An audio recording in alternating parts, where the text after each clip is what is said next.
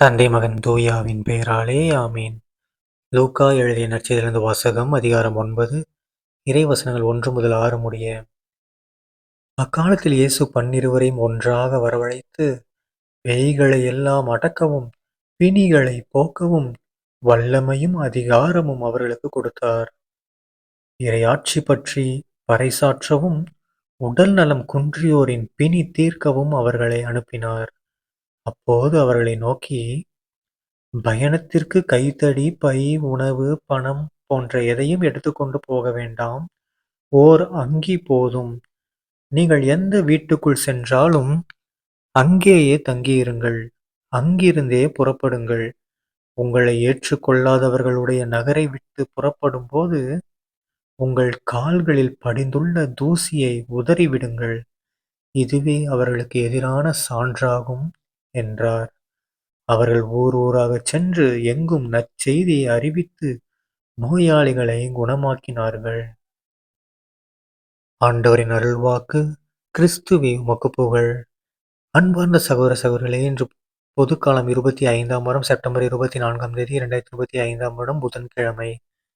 இன்றைய நற்செய்தியில நம்ம இயேசு கிறிஸ்து ஆண்டவர் என்ன பண்றாரு? மிகப்பெரிய விஷயம். என்ன விஷயம்? நம்ம எல்லாரும் ஆசையோட எதிர்பார்த்த விஷயம். என்னது? நமக்கும் இந்த மாதிரி வரங்களை கொடுக்க மாட்டாரா? நமக்கும் இந்த மாதிரி பவர்ஸ்லாம் கொடுக்க மாட்டாரா? அப்படின்னு நிறைய பேர் ஏங்கிய விஷயம். என்னது? தன்னுடைய சீடர்களெல்லாம் கூப்பிட்டு அவங்களுக்கெல்லாம் பவர்ஸ் குடுக்குறாரு. என்னென்ன பவர்ஸு? பேய்களெல்லாம் அடக்குற பவரு, பிணிகளெல்லாம் போக்குற பவர். ஓகேங்களா? அதுக்காக என்னது? பவர்னா எப்படி? சாதா பவர் கிடையாது. வல்லமையும், அதிகாரமும் உள்ள பவர். ஓகேங்களா? வல்லமையோட, அதிகாரத்தோட. பேயினா, "பேயே போ" அப்படின்லாம் சொல்ல மாட்டாங்க. "பேய போ" ஓகேங்களா? அந்த அதிகாரத்தோட பண்ணுவாங்க. ஸோ, அதே மாரி உடல்நலமுற்றோருக்கு பிணி தீர்க்குறாங்க. அந்த அளவுக்கு என்ன பண்ணியிருக்காரு ஏசப்பா? பவர்ஸ குடுக்குறாரு. ஆனா எதுக்கு குடுக்குறாரு? போயி நற்செய்திய அறிவிங்க. உங்களுக்காக மீட்பர் வந்துள்ளார். ஓகேங்களா? கடவுளுடைய ஆட்சி நெருங்கி விட்டது. எல்லாரும் நல்லது செய்யுங்க. மனம் மாறுங்க. அப்படின்னு சொல்லி என்ன பண்ணணும்? நற்செய்திய நாமளும் போய் அறிவிக்கணும். எல்லா இடத்துலயும் போயிட்டு. ஏசப்பா நமக்காக தான் பொறந்தாரு அப்படின்னு சொல்லி நாம என்ன பண்ணணும்?